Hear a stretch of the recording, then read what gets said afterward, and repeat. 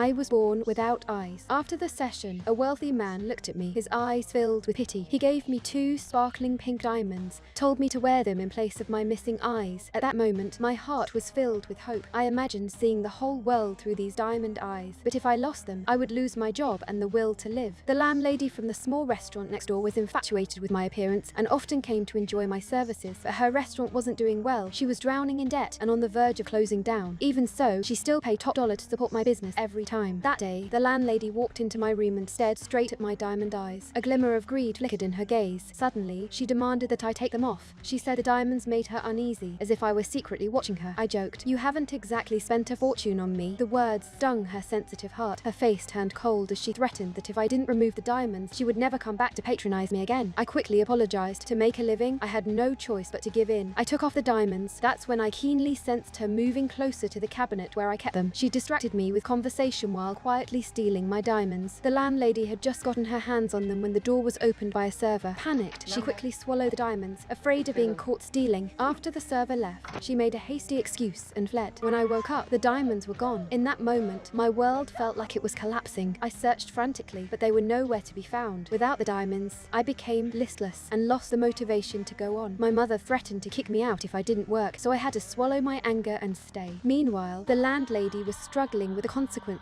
of swallowing the diamonds. She sat on the toilet trying desperately to pass them, but they were too big and hard to come out. Finally, she came up with a desperate plan. She decided to use the powerful water from the shower to flush them out. After some effort, she finally succeeded in passing the diamonds, but as she cleaned them, a sense of guilt began to creep in. She felt she had betrayed the poor blind girl. So, the landlady came to see me and returned the diamonds. But I had known all along that she was the thief. I didn't expose her because I was kind-hearted. Now, I had grown used to life without the diamonds. I gave them to the landlady, but only on one condition. I asked her to sit beside me and gently stroked her arm. Ever since I started working, no client had ever allowed me to touch them, but she was the first person willing to let me make contact. This made me feel even more fond of her. With my help, she quickly paid off her debts. We grew closer and closer, eventually becoming a couple envied by everyone.